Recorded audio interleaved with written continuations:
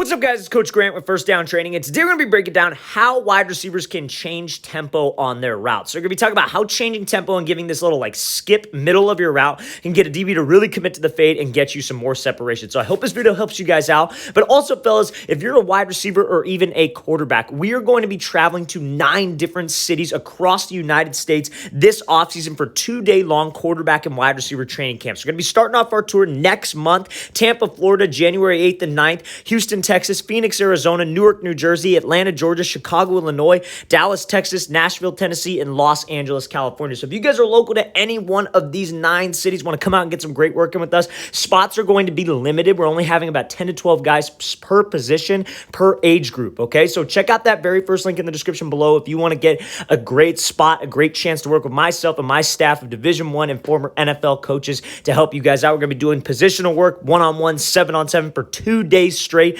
Very first link in that description below. Let's get back to this video. So now with this tempo skip, right, like we were talking about. So there's a great example of that tempo change and how this can get you a lot of separation, right? So that tempo change is something that you got to use in the correct situation, right? So this tempo change can be built off of a fade. That's when I like to set it up on a route because we're running a curl route right here, right? So how many times have you seen guys like you got an off coverage guy and they'll just take off and run and that off coverage DB will just run with them, stay over the top, and they get no separation. That's called stacking from a DB's perspective, right? They want to stack you. If they start to get down your speed, they start to know how fast you are, that's when it's a problem. That's when you're not going to be getting as much separation. So this tempo skip is a great way to do that, right? So maybe I come off, let's say I got to run a fade, I give this little skip, I get the DB to stop his feet, maybe he's expecting a break, and then I burst up field and I burst up vertical to win over the top. There's so many things that can build off of this tempo skip, but that's the main one. We got to make it look like a fade. So maybe I've beat him on a fade one time, maybe I've been backside on a play, maybe it's like out of the slot, we're running a seam and then we have a dig to the outside and we're maybe not necessarily the first read on this. Maybe we don't even get the ball,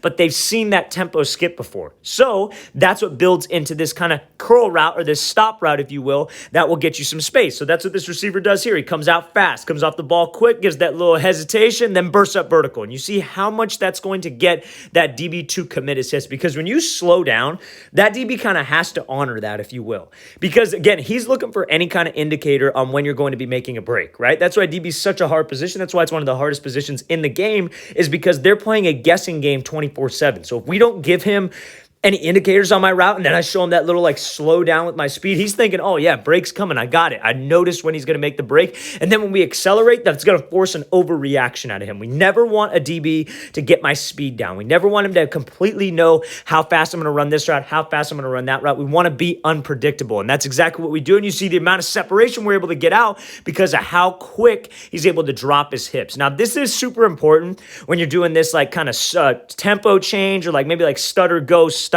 route, if you will. But it's super important to know that you got to have that violent hip direction change, or you got to have that violent drop of your hips, because that's the only way you slow down going full speed. A lot of guys, what they'll do is they'll go like this. They'll give a little tempo change like so. They'll give a little change, and then they never commit back to vertical. They'll change tempo, and then they'll jog up to the depth. You want to be full speed, and how you change direction by being full speed is by snapping down, being violent with your hips, bringing your chin to your knee, getting this low explosive position to where you can slow yourself down and then come back to the ball. That's the entire goal of this, is to be able to get to that explosive position and then drive. So that tempo change will get that DB to commit his hips. Then I want to eliminate as much time spent at the top of the break as possible by being violent. It's a quick drop of your hips, and you're bringing your chin to your knee. So as you see in this clip, you could accelerate back to that ball and win the race over 2 defenders. That's a great route there. Great example of a tempo skip and how you guys can use that. Let's watch it again full speed. Great job skipping, pushing vertical, and then being violent with those hips to get out of this route.